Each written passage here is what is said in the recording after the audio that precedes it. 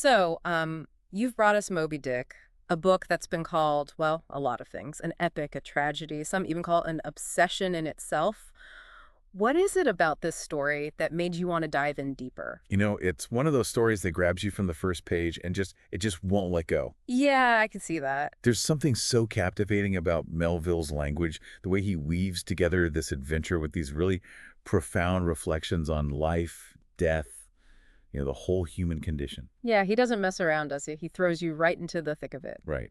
And speaking of being thrown in, we start with Ishmael, our narrator. He's just Yeah. this regular guy who needs to escape city life. Yep. And what better way than signing up for a whaling voyage, right?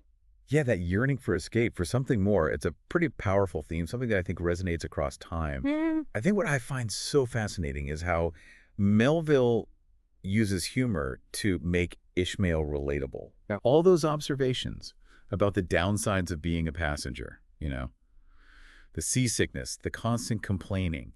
It's almost like he's anticipating the reader's own anxieties about embarking on this journey with him. Totally. Like he'd rather face the dangers of whaling than, I don't know, the boredom of a luxury cruise or something. Right. But it's that choice that leads him to Queequeg, and that's where things get really interesting. I mean, how often do you meet a heavily tattooed harpooner who sells shrunken heads on the side? It's a brilliant juxtaposition, isn't it? Yeah.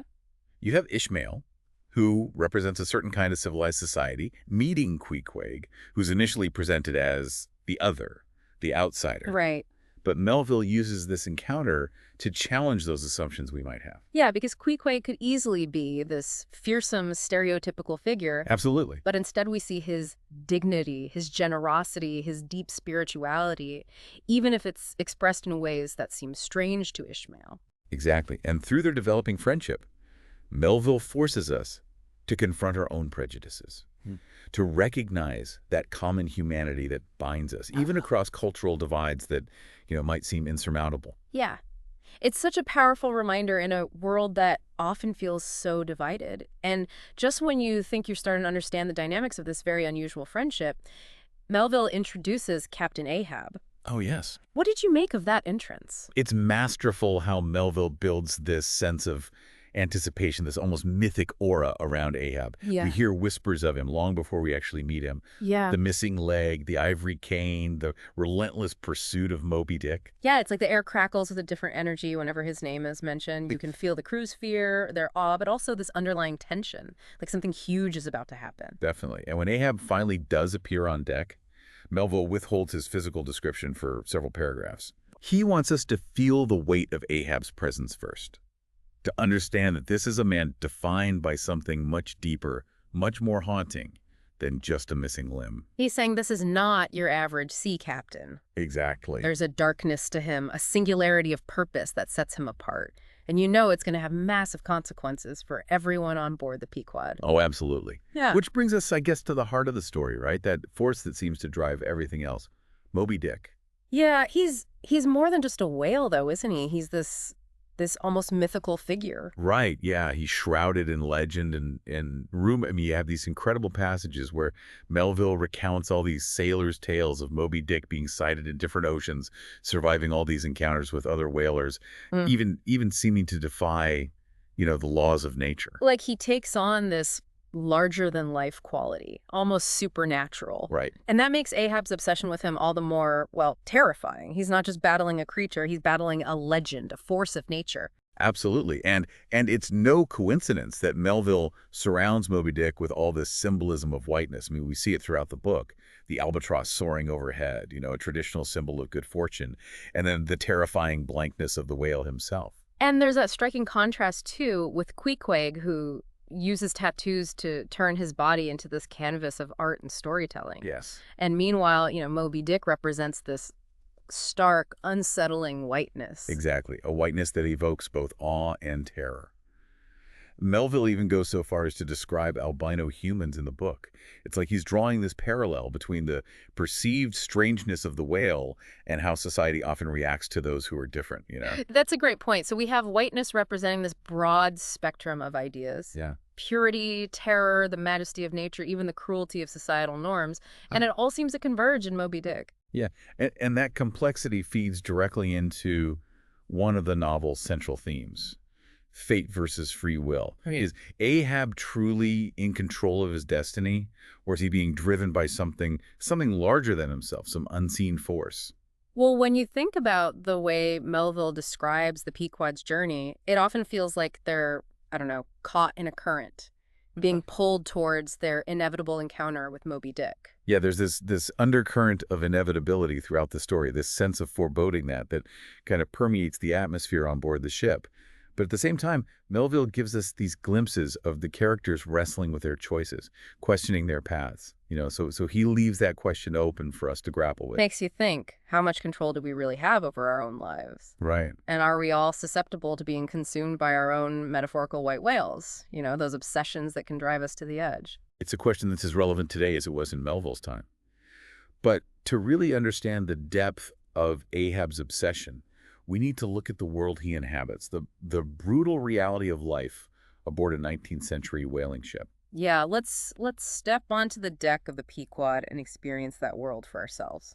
It's a world that's governed by strict hierarchy, really harsh conditions, this constant awareness of the power of the sea.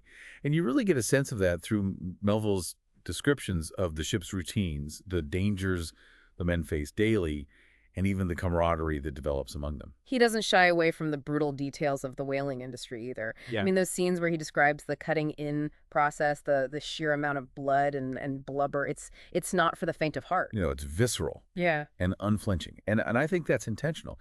Melville wants us to understand that this is a story about more than just one man's revenge. It's about the complex relationship between humanity and nature, the lengths we're willing to go to for profit and survival. And within that world of whaling, you have this fascinating hierarchy among the whales themselves. You have the right whale, hunted for its baleen, and then there's the sperm whale, prized for its spermaceti oil, which Melville describes in such detail. Melville really takes the time to explain the different methods for hunting each whale, the tools they use, the risks involved. It's almost like he's giving us this crash course in 19th century whaling, Yeah, he was clearly fascinated by the details, but he also uses them to highlight the audacity of Ahab's quest. Yeah. He's not just after any whale. He's after the biggest, the most elusive, the most dangerous of them all. Exactly. The sperm whale. And that's what makes Moby Dick such a formidable adversary. He represents the ultimate challenge, the embodiment of this untamed wildness that Ahab is so determined to conquer. But let's not forget about the rest of the Pequod's crew. They're not just passive players in this drama. Right. They each represent different facets of humanity. Yeah, each one seems to react to Ahab's madness in their own way. You've got Starbuck, the first mate, who's deeply religious and sees the danger in Ahab's obsession. And then there's Stubb, who seems to take a more pragmatic approach, always ready with a joke or a shrug. And Flask, the third mate, he represents a kind of unthinking aggression. He's just along for the ride, eager to prove himself. Yeah. And then, of course, there's Pip, the young African-American cab boy, whose story adds another layer of tragedy to the narrative. His experience as a black man aboard a 19th century whaling ship, I mean, it forces us to confront the brutal realities of that time period. His eventual descent into madness is, well, it's heartbreaking, and it serves as this stark reminder of the human cost of this industry. Absolutely. But for me, it's the moments where Melville focuses on Ahab that are the most revealing, like that scene where he nails the gold doubloon to the mast, promising it to the first man who spots Moby Dick. It's such a powerful symbol of Ahab's all-consuming desire for revenge. He's willing to put a price on vengeance, to use the lure of gold to further fuel his crew's obsession. And then there's that chilling scene with the ship's carpenter, where Ahab demands this custom-made harpoon, Right. even rejecting perfectly good ones because they don't meet his exacting standards. He's so fixated on this single goal that he's willing to bend everyone and everything to his will. But even with all that determination, even with the Pequod and its crew at his command, there's this looming question. Can Ahab truly conquer something as vast and powerful as Moby Dick? That's the question that drives the rest of the narrative. But before we get to the final confrontation, there's a sense that Melville wants to explore the broader implications of this chase, the ethical questions it raises about our relationship with the natural world. You're right. It's almost impossible to read Moby Dick today without thinking about the environmental impact of whaling, the near extinction of certain species. Melville hints at these concerns, even if they weren't as fully understood in his time. Right. He shows us the sheer scale of the whaling industry, Yeah. The demand for whale oil that fueled the world. Yeah. It's a reminder that Ahab's quest isn't happening in a vacuum. It's part of a larger system that's exploiting the natural world for profit. And it forces us to ask ourselves, even if we could conquer nature, should we? Yeah.